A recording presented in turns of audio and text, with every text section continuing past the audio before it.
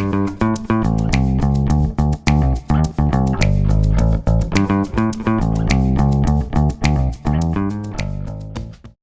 everyone, to the 25th episode of the Innovation Circle podcast. It's been quite a few episodes that we've been recording over the past week, so we're very excited to be talking about the role of transformative innovation for place-based innovation today. So this episode is exciting for two reasons in particular. For one, this topic is highly relevant. We see increasing interest, increasing activity around this topic area among our members, but also increasing activity around this topic within the ETIN network. So we've recently had an Innovation Circle episode on the transformation within cities, where we were joined by the European Hub, the Green Demo Initiative, and the City of Mannheim. We also had an Innovation Circle episode on ecosystem development, live from Karlstad in Sweden, which also ties in nicely today's topic. And the second reason why this episode is so exciting is because we have three excellent speakers, three very dedicated ETIN members here today. So it's Jon Mikel Zabala, who we've been working with for quite a while, associate professor at the ESTO Business School. Then there's also Ramojus Reimeris. Sorry, Ramojus, I'm not sure if I pronounced your last name correctly. But it's glad to see you here on behalf of also the European Commission and based on our joint work for the Action Forum last year. And of course, Len Kelleher, who will be moderating today's session and who's been heavily involved in ETIN activities over the past months and years even. So yeah, excited to see you here and excited for the discussion. So before I hand over to Len to moderate, I would just pass the word to my colleague Anders for a few introductory words. Anders, over to you. Yes, good afternoon. I actually had several points planned, but since we're in a limited forum, I'll try to keep them short.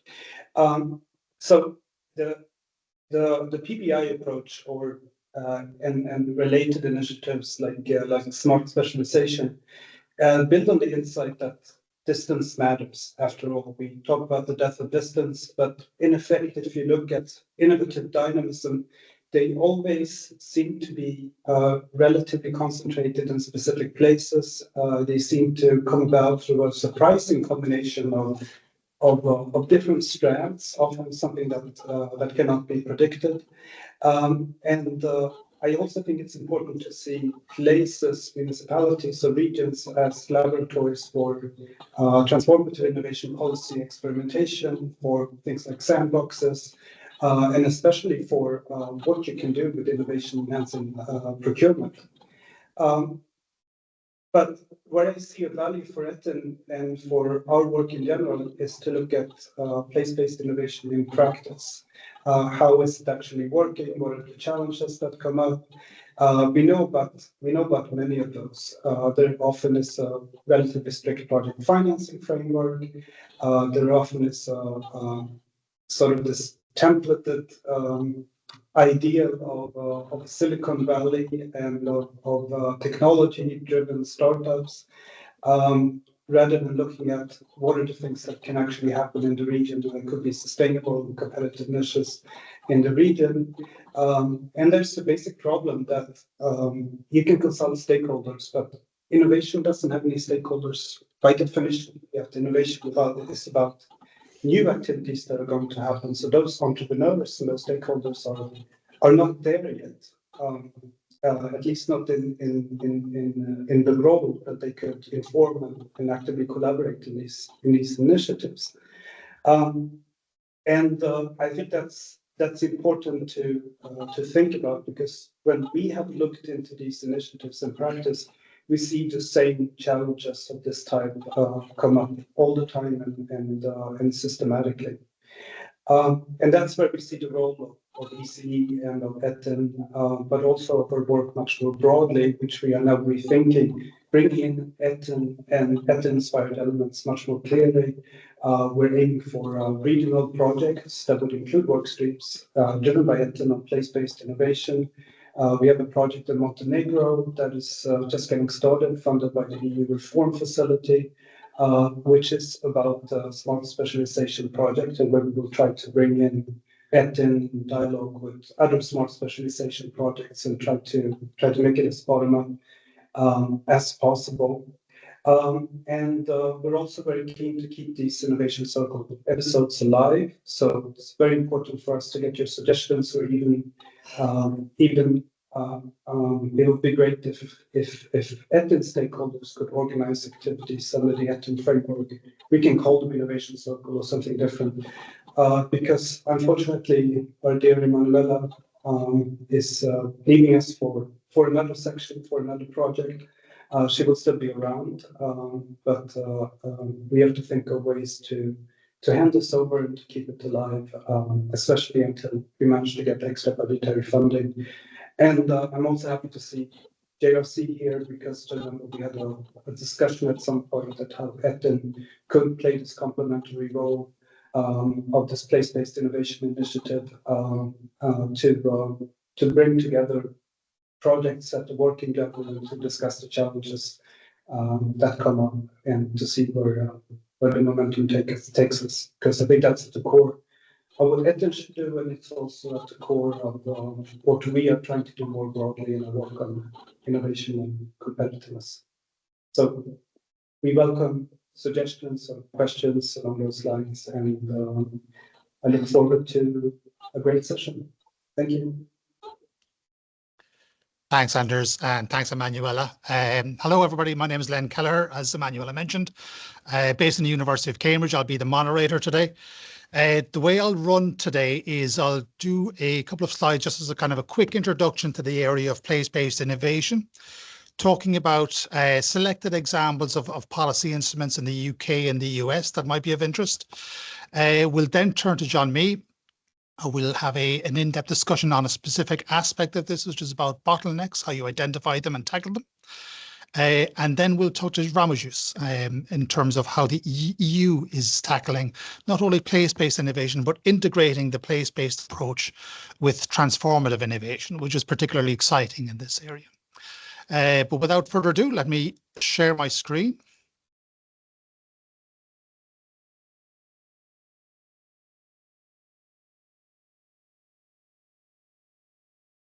Okay, so as a very quick introduction, first of all, can everybody see this? Yes, perfect. Perfect, okay. So as a very quick introduction then, I'm just going to introduce what the core concepts that we'll talk about today are, and then talk about how they're being implemented, or over the last number of years, different approaches to their implementation. So as a quick definition, the place-based approach emerged from development policy. It's about providing central funding to tackle local and regional underdevelopment traps, facilitating coordinated collaborative actions, maximizing the economic potential of a place. And the ultimate aim is essentially to achieve convergence between leading and lagging regions. I'm going to contrast this to an alternative approach in development policy called a space-blind approach. And this was more about focus on dominant and growing cities as opposed to weaker regions. The aim being to maximize agglomeration spillovers and their contribution to national growth. So within that approach, geography doesn't really matter so much because people move. So people will move towards opportunities. If you concentrate on where those opportunities are greatest, you will get the greatest bang for your buck. But history also matters. Just thinking about the place-based approaches and what an underdevelopment trap is. Underdevelopment traps inhibit regional growth and their potential and perpetuate social exclusion. And they may emerge through the historical path dependent development process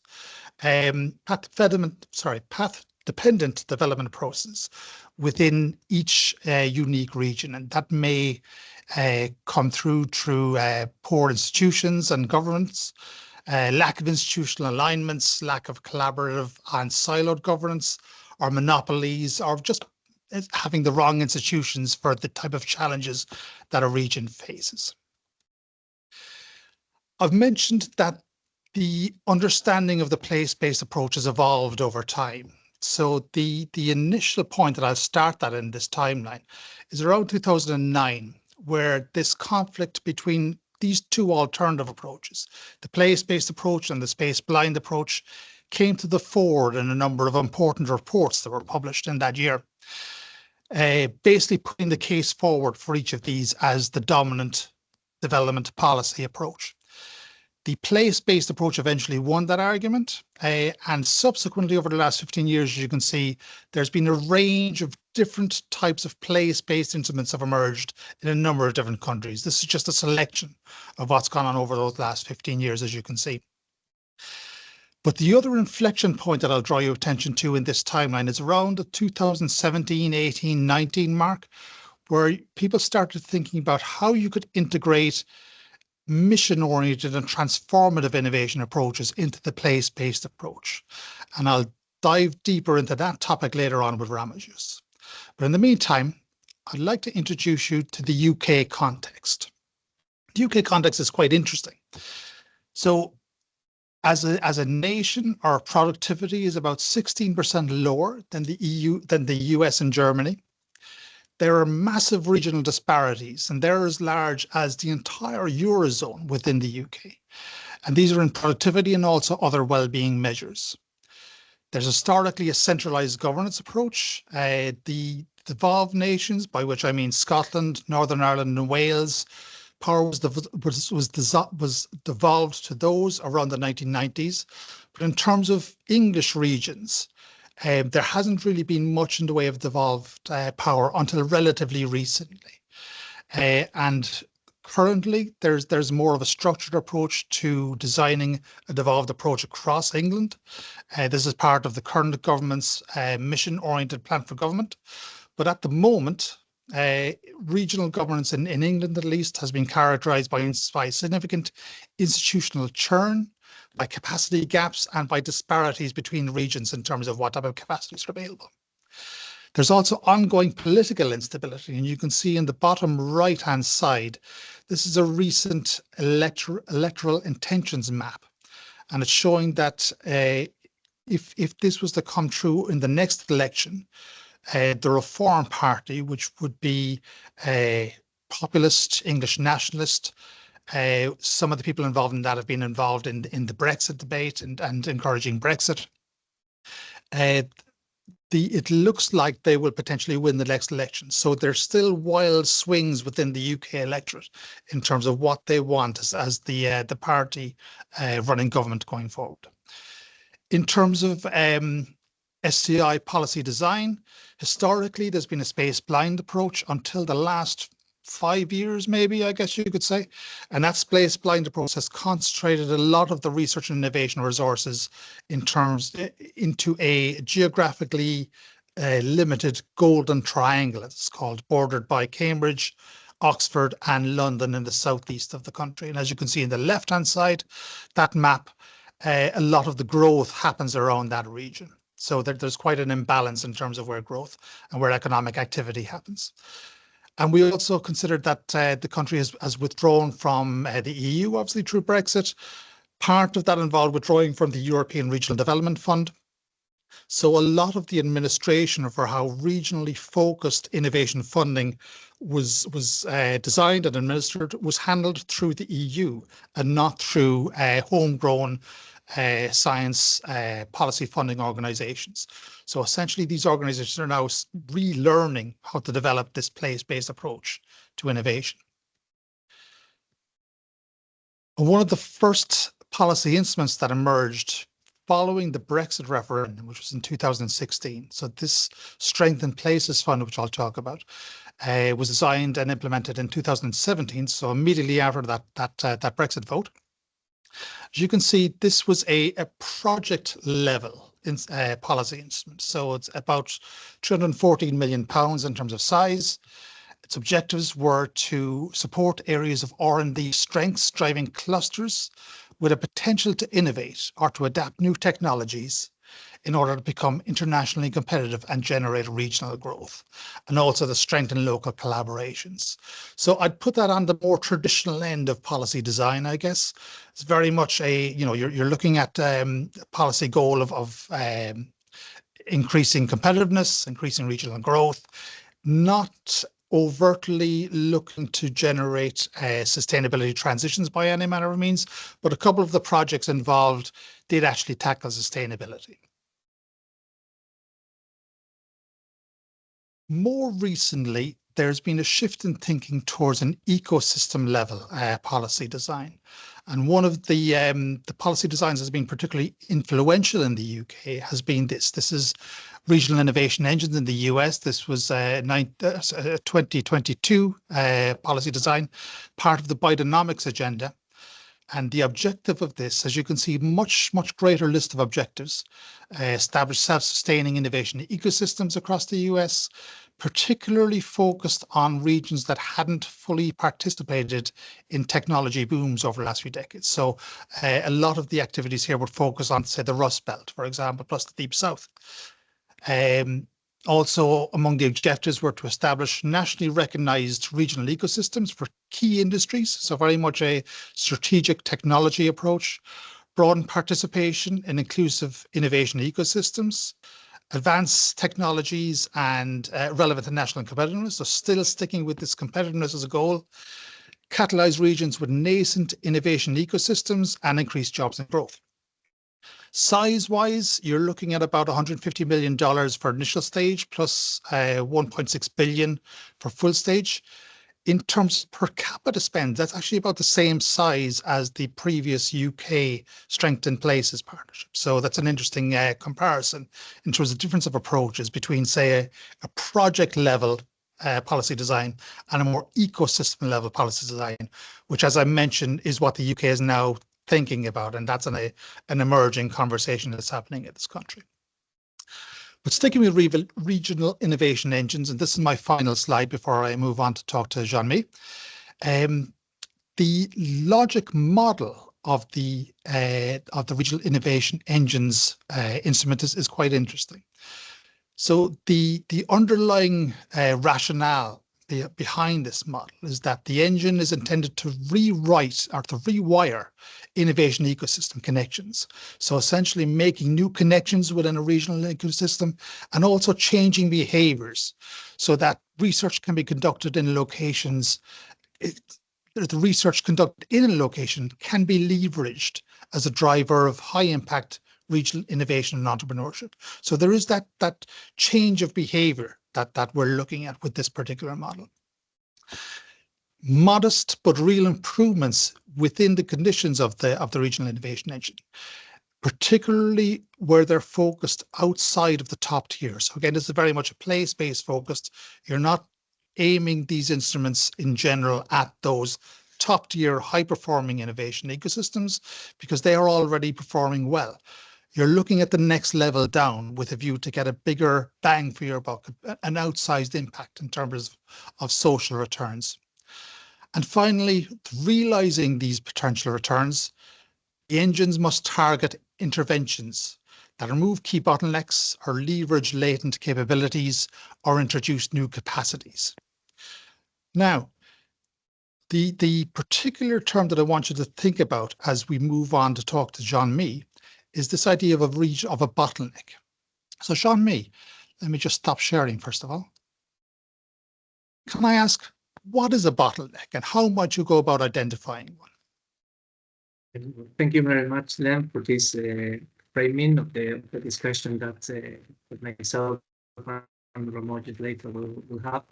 So just let me share what I've prepared as well, so you can better understand what we mean by these bottlenecks and the influence that they have on these elements that you have discussed about competitiveness and productivity.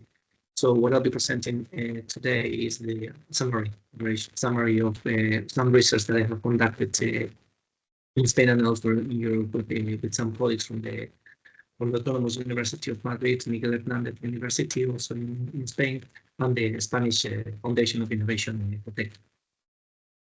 And well, to respond to your questions, Len, and to orient a little bit our audience today, I'll frame my presentation around these three questions. And the first one is the one that you mentioned.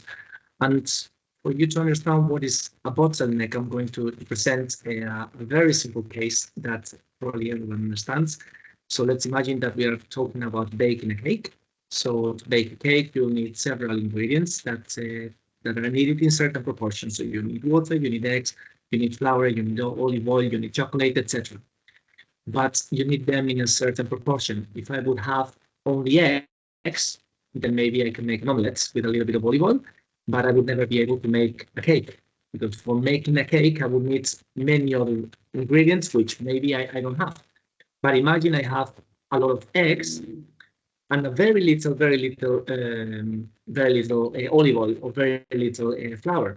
Probably the proportion among the ingredients is not appropriate. So if I have 1,000 eggs, but I only have 2 centiliters of olive oil, I'll be able to make a very small omelette, even if I have a lot of eggs. So that is an example of a bottleneck. I have a bottleneck either because I have too much or something, which I'm not using in the same proportion, or because I have very little or nothing of many other elements. So in that case, the bottleneck could be an excess in the use of certain resources, or a lack of existence of a lack of use or other elements. So what we do based on the indicator that probably some of the people in our audience are familiar with, the European Innovation Scoreboards that is released, the new edition for this 2025 will be released very, very soon. So it's an instrument that is run by the Commission and measures the performance, the innovation performance of countries and regions in Europe based on a number of indicators. So based on the 2023 edition, what we do in this article, we take the 2023 edition of the scoreboard. We take all European countries, we do the analysis at the country level, and we use the 32 indicators, which you can see listed on the screen. Because of lack of time, I will not go into the details. If anyone has an interest, I'll be very happy to share the paper so that you can look into it.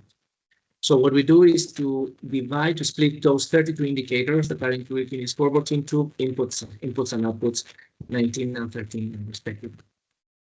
And then what we develop is a methodology. I'm going into the mathematical methods behind. As I said earlier, if someone has an interest, very happy to discuss later.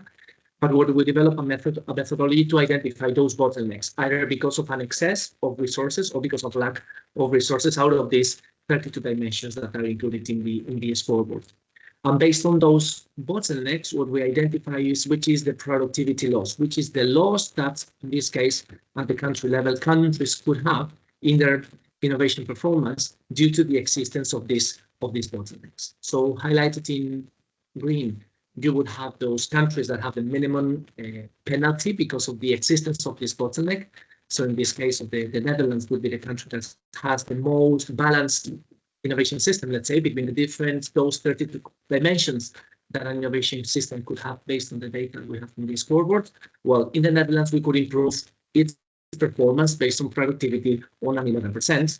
In other countries, if we go to the other extreme, if we go to Cyprus has several ingredients, but the balance between those ingredients that I need to make the cake is not as appropriate as they have in the Netherlands. So if we would reallocate resources from those ingredients in which I have a lot, those ingredients in which I have less number of chocolate or water or milk, etc., as in the metaphor that we have introduced earlier, well, we could improve through a resource reallocation strategy the performance of Cyprus, in this case understood as a productivity performance, output ratio divided by an input.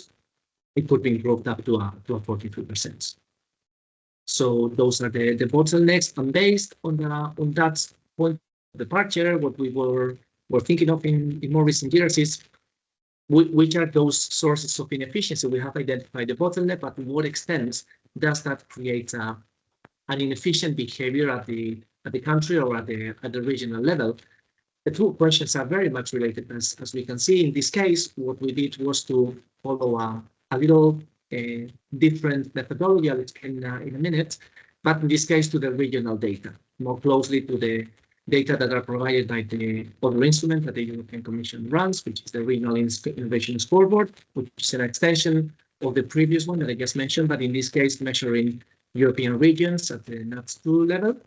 And out of the 32 indicators that I mentioned earlier in the previous analysis for the bottlenecks, here the Commission only provides data so far for the time being for 21 out of these 32 indicators. And following the same logic of the scoreboard, all European territories are characterized according to these leaders, innovation leaders, strong innovators, moderate innovators, and emerging innovators.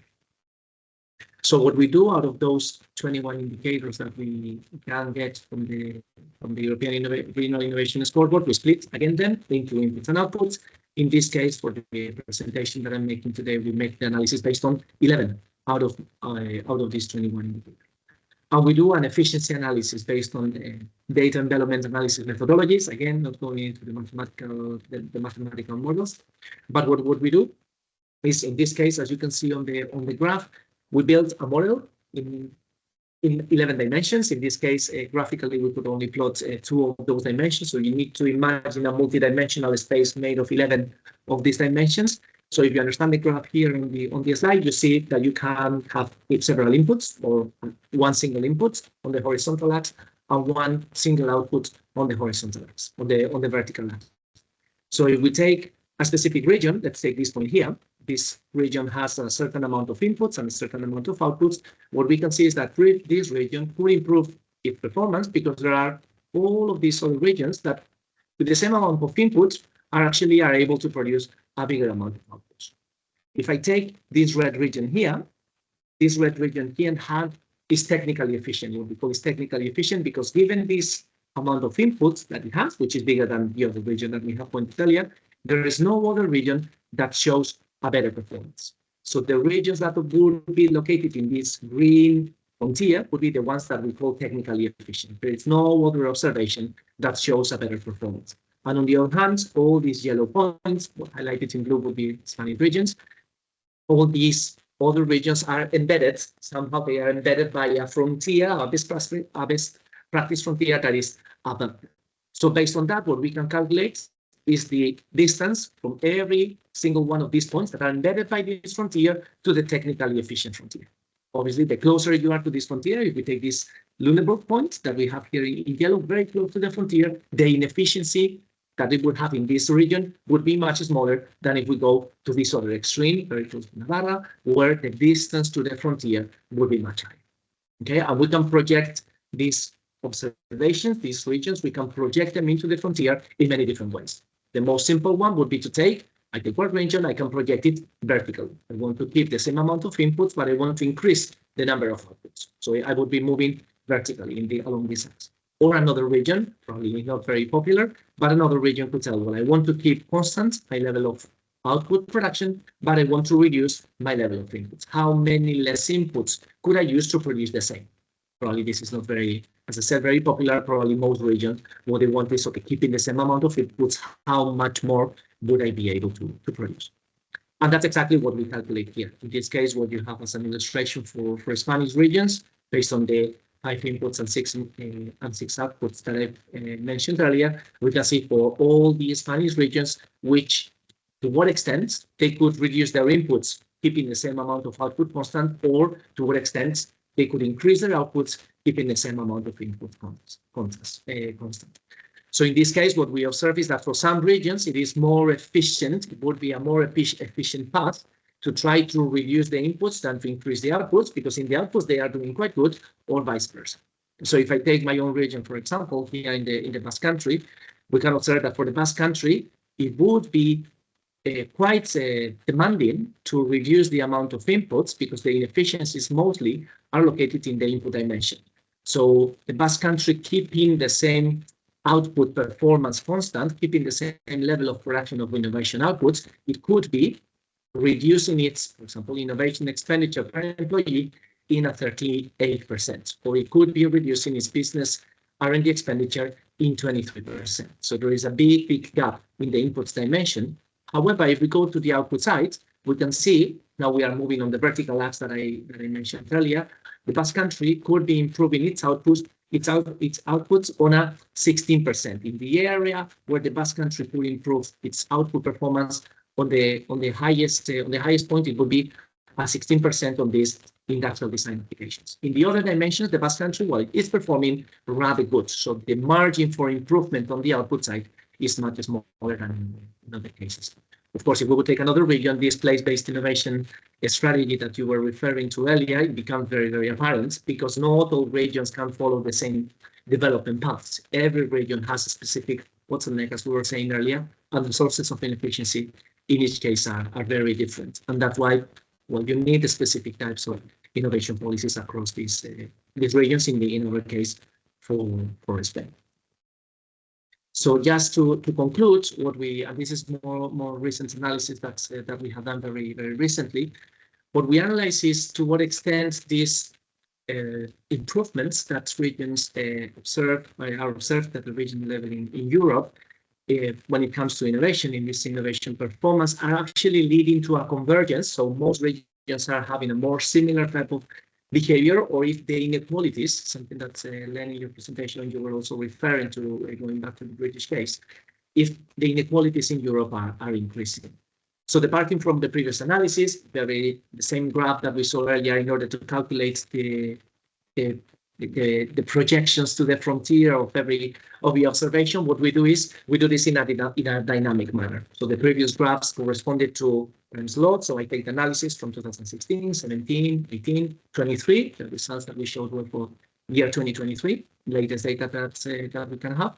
And here what we do is we take a time frame. So we take a time span and we analyze which is the evolution of this best practice frontier, and then we see how the different regions are actually moving forward or moving backwards. So in this case, we can see, for example, the region E, in this example, in the time frame T1, was very far away from the frontier, so it's very inefficient, but in T2, it actually closed the gap, so it caught up with the frontier. The frontier moved from T1 to T2, so technology improved from T1 to T2. We could observe technological change, and E2, that's very close to this new technology frontier. So we could say that region E actually caught up with this technology frontier. On the other hand, if we take the points D, actually we could say that it was also embedded in T1, but in T2 it became technically efficient. So it increased its convergence and it also increased its productivity because it managed to jump into the technology frontier. Okay, so that's what we do for all European regions. So we follow exactly the same methodology that we followed earlier, and then we analyze which is the evolution over time, in this case, taking the period 2016 to 2023 for all European regions.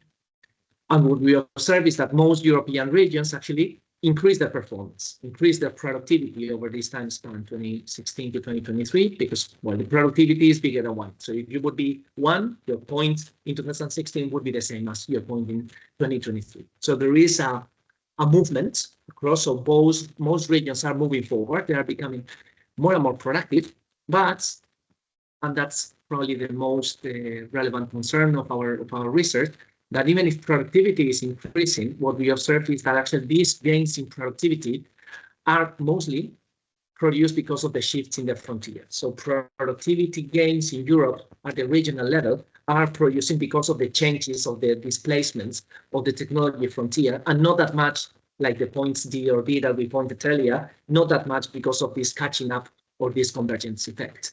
So what we see all in all, and with this message I would like to conclude, is that productivity in Europe is increasing. Overall, most regions are increasing their performance, their innovation performance, and that's to me the main thinking, food for thought that we could maybe discuss about later in the discussion, that inequalities in Europe are increasing because most regions are not able to catch up with the technology, with the speed at which the leading regions are actually shifting the technology. So I'll leave it here, so then I can maybe respond to the questions and the debate later. I'll leave it here to Ramojus. That's great, Johnny. Thanks very much. That's fascinating work. I'm going to open it to the floor for a couple of minutes, just for any questions for Jon-Mi on his approach. And while people think about that, Jon-Mi, can I just ask that particular slide, that last slide you had about the convergence, the point you were making about convergence not being the main driver here. Why do you think that is? Why are we seeing that? Well, what we see is that there's something that we are working on at the moment, but what we see is that even if most regions are investing in innovation, in many cases, and actually before we started with the session, some of the colleagues were saying about inefficient investment. Maybe where I investing, I think it was about the case of the startups, we are making an inefficient investment in the startups. So in many cases, I would make another metaphor. Those of you who know me, you know that I love metaphors. So we are watering a plant, but we are putting too much water on the plant for the type of plant that we have. I mean, I'm investing a lot of resources into my little plants, but maybe I'm putting way too much water, and maybe my plants needs another pot, or needs more sun, or needs another type of fertilizer, and I'm only putting water, which is necessary. We all need water to live. But if I put too much water on the plants, the performance of the plant is not going to grow too much, because the plant, in addition to water, needs many other elements. So that's what we advocate for this resource allocation strategy. So if you identify that maybe in water you have a bottleneck because you are putting too much water into your system, but you are not putting enough sun on the plant. So actually you see that your plant is not moving forward, the plant is not growing too much, and you continue putting water on it. So that's why, from our perspective, in many cases with these discussions that we are very often having, at least in Spain, I don't know for regions, when we are saying, okay, in Spain, we should invest 3% of R&D or as a share of GDP. Well, maybe that's putting too much water into the plant because we don't have such a big pot. I mean, the type of companies that could benefit from those additional investments into R&D would be very limited. And therefore, the inequalities are going to increase much more because only a very few limited number of actors from the Spanish innovation system would be able to actually grasp the benefit of that additional investment into R&D. And that's what we see, that the more the better logics are actually creating a spillover effect on very few actors that benefit to a great extent, but most of the regions are not able to follow that amount of benefit that they get, and that explains those increasing inequalities. Really interesting. Thanks for that. Jakob, I'll take you and then I'll move on to Ramojus, okay? Yeah, and with Jon Mil's metaphor, I think I rephrased my question. My first version of the question was if you can see that soft factors is in ingredients as well when it comes to innovation ecosystem communities, and if you see that kind of factors influence as well. But I can rephrase it to your metaphor. Do you see there is a need for gardening, active gardening on a regional level? Yeah, definitely. And well, this was not prepared. A very, very good question, Jakob. And actually what we observe is that if there is, for Europe, there are 242 regions, so it's a very diverse type of bottlenecks and sources of inefficiencies that we identify. But if there is one that is common to many regions in Europe is the lack of interaction within the systems. So the degree to which, well, based on the indicators, the scoreboard doesn't still measure many of these soft elements, but the softest element that we could include probably is this degree to which SMEs are able to interact with other actors, with universities or technology centers or other SMEs, etc. And that's one of the levers that we see that most regions could benefit from. And that's why we say, well, maybe adding more water, adding more investments into R&D is going to be very inefficient, very non-productive, because actually what you need is not more muscles, you need to be more social. So I don't need to grow more my muscles in the gym, I need to go out and start meeting people, because that's what's going to make my system better. So you could transfer those additional resources that you would put into growing muscles, growing the basic R&D, into another dimension, which is creating about those networks and socializing and disseminating the transfer of that knowledge that already exists in the territory. So from that perspective, all in all, in Europe, of course, there are different factors, but that's clearly one of the main bottlenecks that we identify, both at the national and regional levels.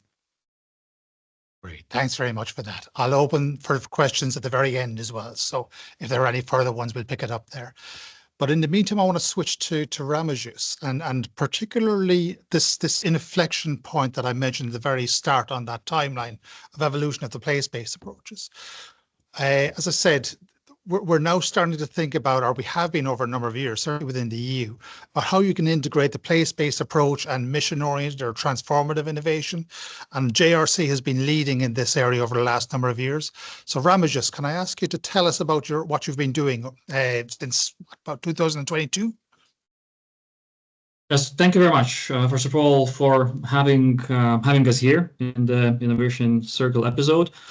Thanks for the presentations that you made, because they are very interesting, they are very relevant, very much interconnected with what we are doing. And yes, I will try to share our recent contributions to the place-based innovation and to the transformative innovation policy in general that we have been doing at JRC in a form of preparatory action. So, Len, as you already put a dot of some of the our contributions on your timeline, just tell me if you see the screen in the full screen mode. Yes, it's perfect, Ramojus. Okay, thank you. Thank you. So yes, there's been already a continuation of the contributions that we are trying to make to the topic of the place-based information transformation and to the place-based innovation, which both concepts we think that are very relevant and very much needed in much of the EU regions and as you will see beyond. We started with the Partnerships for Regional Innovation that was published as a playbook, basically a book conceptualizing what is place-based innovation, what actions can be taken, and what tools could be used for that. Then we transitioned into the pilot mode. It was called PRI pilot or Partnerships for the Regional Innovation pilot with 74 territories. What we wanted to do, we wanted to see how those territories that wanted to be a part of the pilot are working with the particular tools, what are their experiences, what could be their practical contributions. Then we published an action book. An action book, it's a policy design manual, which comes again with particular steps in a non-linear way that each of the territory can take for each type of the policy and achieve some kind of policy innovation in that. It also brings a collection of practices and tools for action. So it's like a triple publication.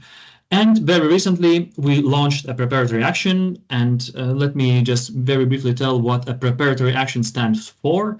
It is an initiative by European Parliament, which can ask European Commission to pilot some of the ideas or some of the initiatives that could have an impact for further legislation. So preparatory action is like a vehicle to explore some ways of thinking about the policy making that could eventually, if successful, become either more mainstreamed or promoted in more levels.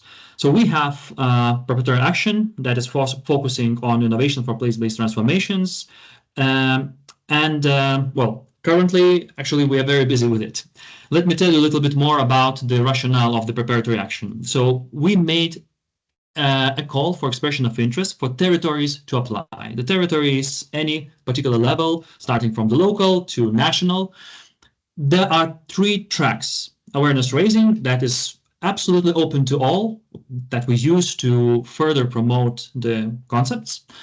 There's a capacity building for the territories that are already starting doing something, but they're not really completely confident for taking steps, very practical steps in doing some of the, well, transformational activities. And there's an experimentation journey that I will focus a little bit more today, which were open to territories that already had been doing something towards the innovation for place-based transformations. And here you see, we are together with some external help, we're trying to organize these journeys. We're building the capacity building course, we're organizing the awareness raising, and what we're trying to do, it's very important for us to get the lessons out of the preparatory action that further we can elaborate, amplify, and of course deliver to European Parliament. So application to the preparatory action was challenge-based, and it's very important because we see that there are general challenges, global challenges, and of course Europe is part of those challenges, but they have different expressions based on the territory. So the response to those challenges can be place-based, different from place to place, but generally all territories can contribute to solve these challenges. So there were 7 challenges. We're actually adding from the this autumn a new one, the territorial preparedness. There's going to be 8th challenge to existing 7 challenges. And we already launched very, very recently in the last couple of weeks 2 journeys, increasing global food security and reducing reliance on fossil fuels. We are launching the 3rd one on climate adaptation pretty soon, and we will proceed with other ones after the summer. So we already received 45 applications to the experimentation journeys, a little bit more to the capacity building, and much more to awareness raising. We believe that some of the territories after capacity building can transition to be part of experimentation journeys. And of course, we hope that awareness raising allows us to promote the approaches to many more territories. How the experimentation journeys are constructed? Well, the territories apply to a challenge. We try to build a cluster of the territories that apply to the challenge. Of course, they have different perception of the challenge. They want to do different things, but we try to co-design with them activities that could allow them in a peer learning mode to work on the challenge together, but really thinking and really looking into their place-based expression of the challenge. We will support this experimentation journey with our own resources. There's going to be a facilitator, there's going to be a thematic expert. Well, we try to contribute with non-financial resources. Very important that each of the applicants, and especially the territory that, well, could be more of a place-based approach, and I will tell what it is in a minute. We really want them to achieve a practical outcome, a policy-relevant practical outcome. That could be a form of update of a strategy, mission, roadmap, a plan, or, for example, a regulatory sandbox. So we try to make it really practical for the participants. They solve their challenge in our proposed way together with the peers, but then we collectively learn out of it if this approach could work and could be scaled further. We apply theory of change. We think that each of the participants, they have their own theory of change approach. So what we should do to solve our challenge, and you just do some little backcasting from that. But there's a nested theory of change that every and each territory, they combine for this from the local level of the challenge to the global level of the challenge. And this is kind of a grander level of the theory of change in the preparatory action. So we have two levels. We really try to cater for the two levels here. This is increasing global food security. We have 5 territories. I will not stop here explaining it. Wide geographical diversity, also islands. And for reducing reliance on the fossil fuels, we also have rather vast coverage of different realities from different territories, from different corners of the Europe. For the both journeys, when we read the applications, we understood that there's a potential match with the priorities of the current European take on the growth, on the competitiveness, and of course on the twin transition, that regulatory experimentation could be a method for all participants to explore how they can solve their local challenges. Because the regulatory experimentation, it works with different levels. It can be set up in a very different context, and still it's a directionality for them to work together. We constructed in a double loop of learning.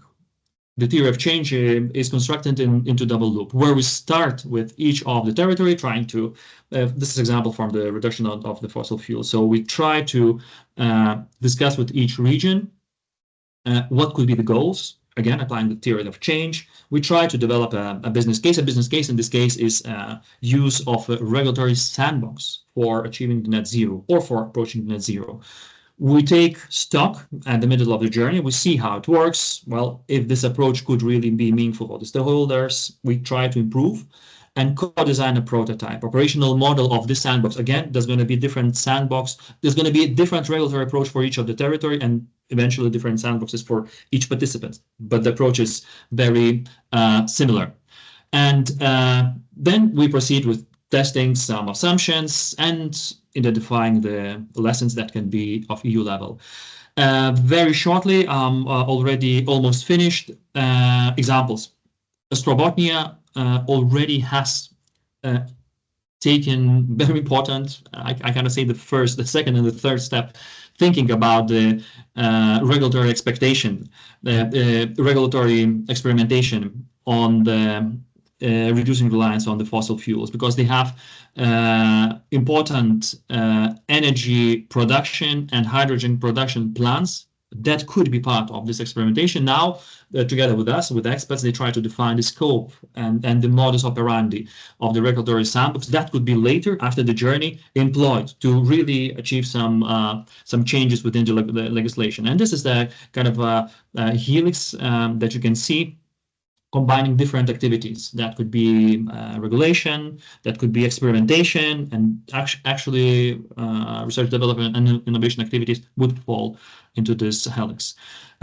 Similar approach goes for the experimentation on food. On the other journey is on food, as I mentioned, where you can have this another kind of a view of what is what are the implications for the regulatory experimentation, where you have really many levels of regulation that actually interlinks and intertwines up to the place-based regulatory model, which also has the final consumers inside of it.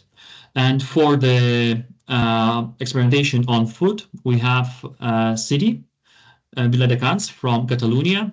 They will focus on sustainable intersection and precision horticulture, how to combine this with regenerative agriculture and nature-based solutions. So what regulations here at many levels, because they are local level, so there's a regional level, then there's a national level, there's EU level, what actions and how these actions could be taken to achieve some kind of experimentation for the regulators and for the consumers.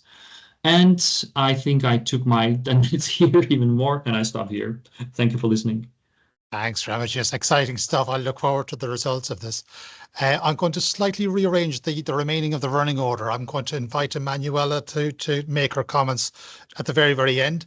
But first, I'd like to open to the room for any questions for Ramojus or Jon on any of the work presented so far. And while people are thinking, Ramojus, can I just kind of get the ball rolling and ask you maybe one question? To what extent do you think you can copy approaches from different regions, and under what conditions do you think that works? Yes, I think that it's a very important but very tough question. Absolutely, we try to spot and locate something that works in other countries or regions, and our policymakers are immediately interested into achieving something similar. But then, well, if you see the solution, you not necessarily see the background, because the background are institutions, are cultural meanings, people, processes, procedures. There's so many things to do. So basically, we think that instead of copying, this place-based approach allows you to try to achieve very similar goals by constructing your approach to that.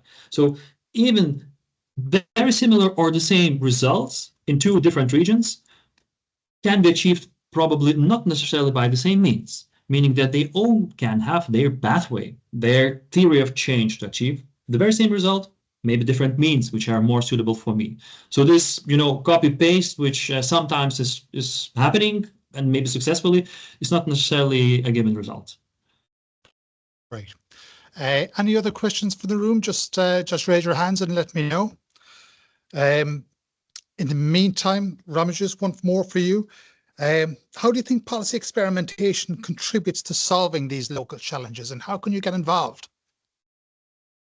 Well, I think that now overall the policy design narrative is very much more accepting the policy experimentation. I think that now we are in the times where policy experimentation is good. It's something that many territories are willing to try and actually are really encouraged to try. So policy experimentation, I guess, could really think about all this local existing setups of different institutions, actors, processes, regulations, capabilities, everything. What processes and what policy processes could be used to make a best combination for the place out of them. So this is how we think that policy experimentation and experimental approach could work. And here you can have missions, you can have local missions, you can have, again, sandboxes. There are many tools, I think, that are really capable of doing this experimentation. Great. Okay, just looking for any questions from the room. So far, not. And if if that's the case, then I can invite Emanuela in. Emanuela, welcome back. Anders set up the importance, I guess, for the place-based approach to UNECE and some initial ideas of how it might be implemented. Can I ask you to maybe give a little more depth in terms of where you see something like a place-based approach, and particularly more the integration of place-based and transformative approaches, where that could apply or be useful or interesting for your program countries? Thanks very much, Len, and thank you very much to Jon Mikel and Ramojus for the very insightful presentations. We're very happy to see about the work that's ongoing in this area. So, indeed, I mean, we at UNECE through our work, we see place-based innovation as an essential lever for fostering really inclusive and sustainable and also context-sensitive development, right? So. We realize that the regions that we work with, they have very unique assets, very unique challenges, but also institutional capacities of the regions and the localities. So we also realize that such innovation doesn't happen in a vacuum. So it really needs to be shaped by local ecosystems, by the capacities, and also by the socioeconomic conditions. So when we do research on innovation policy in our program countries, we try and make the recommendations locally grounded and also responsive to territorial needs. We see large disparities in many of the countries that we work with. So I think just to mention some of the metaphors that were mentioned earlier, we really try and support countries getting a bigger bang for a buck, as Len put it, because resources are limited, especially in current times. So really, how can we make sure that the inputs are effectively transferred into the outputs for innovation? But also, you know, as referring to what Jon Mikel said, not everyone has the same ingredients. So we really need to see what we can do with the resources available. So just to go into specifics, we usually work with innovation for sustainable development reviews, but also policy advisory and general support through our ETIN network. And we really see that there's no one size fit all. It really needs to be tailored to local conditions, and what works in one region doesn't necessarily work in another, right? So that's also to take into context, but also latching on to what Ramojus said, especially under the ETIN network, we really try and advocate for more policy experimentation, strategic learning, which, you know, Len, you're very familiar with. Really trying to better understand what works, what bottlenecks there are, what elements are really needed for innovation-led growth. So we're very happy that this conversation happened under ETIN. We hope to continue this conversation. We hope as the network we can facilitate sort of the sharing of experiences here to gather the insights on how to accelerate regional development. So I'll just leave it at that. I'm happy to also share more information about our work, but very happy that this conversation made it to our Innovation Circle episode. Great, thanks, Emanuela. It just falls to me then to say thank you to my discussants, Jon Mikel, Ramojus, and Emanuela. And I'll hand back to Emanuela now for the quiz. Thanks, Len. A very interactive exchange. Yes, so as we do per usual, we'd love to get to know Ramojus and Jon Mikel a little bit better. So we have our game segment set up, and I would ask Jacob to kindly share the first slide, namely Jon Mikel's statements, if possible. And I will, in the meantime, launch the poll and would invite then everyone to guess which one is the right statement about Jon Mikel. So I'll quickly read out the statements. The first one is Jon Mikel's favorite instrument is the cello, which he played since he's 11. The second one is Jon Mikel has 6 toes on both feet. And the third one is Jon Mikel has finished 5 Ironmans and 10 marathons. So let the guessing begin, and you should be able to now vote also in the chat. Very eager to hear which one is the right one.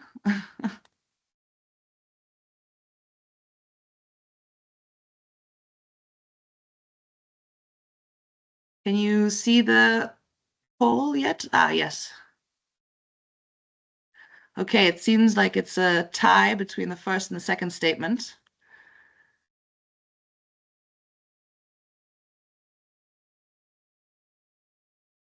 Okay, it seems that statement 1 is believed to be true. Your favorite instrument is the cello, which you've been playing since 11. Please let us know, Jon Mi, which is the right one.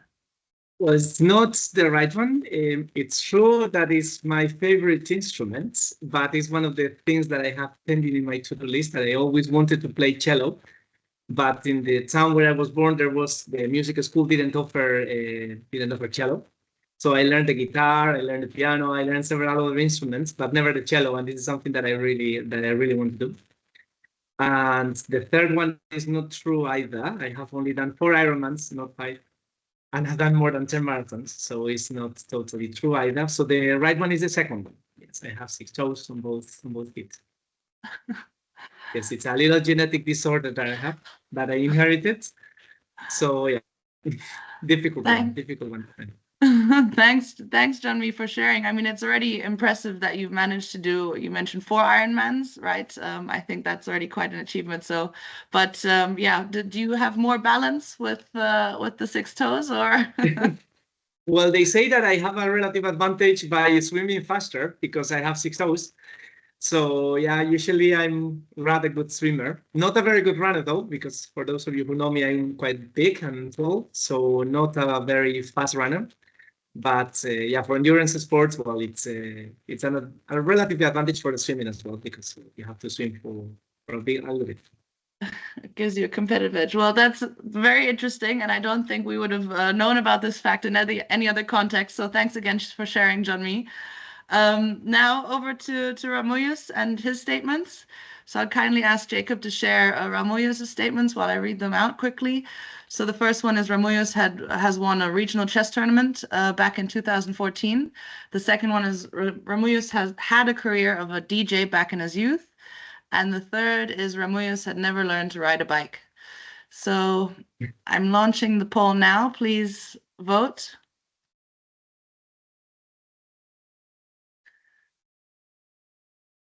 Also 3 very interesting options we have here.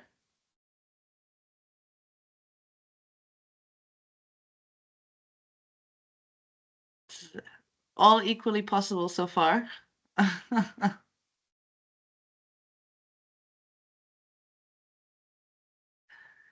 Okay, we'll close it here. So all 3 were guessed. It's an even 33% for all 3 statements. So it seems like any of them could be likely true. Ramojus, please let us know which one. Well, the right one actually is the second, that I had a career as a DJ. The DJ. Yeah, so that was something that I was doing back when I was much younger, and I was already teaching at the university. So sometimes it was very fun when I would see students coming, to the nightclubs where I was playing, and then kind of I think that helped to build a relation. Of course, if they didn't like my music, I would put lower grades for them, afterwards. But well, that's the other part of the story.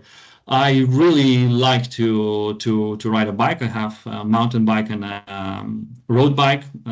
Recently, I've been riding with my kids. They're also starting to ride, so I enjoy that. And well, chess. I wish, but I was a DJ, just a DJ. But I know how to play chess. We also have some matches with my kids, and sometimes just guests, So that's me. Excellent. Thanks so much, Ramojus. So also a little bit of truth in the statements, but super cool to hear that you had a DJ career. I mean, if you want to share the music, your DJ name. I see we also have Christian, who joined one of our previous Innovation Circle episodes online, who was also a DJ in a previous time. So we see a common thread there. Maybe you encountered each other on a DJ professional basis. But yeah, no, great. Thank you so much, Ramojus. Also very interesting facts about you. I think we've reached our time. I wanted to thank the three of you for a great discussion today. It's been a pleasure. I hope we can continue the discussion in the future, and I'll be happy to upload the episode for those who could not join. But thanks again, and I wish you all a great rest of the afternoon and a great rest of the week if we don't speak again. Thank you very much. Thanks a lot. Thanks, everyone.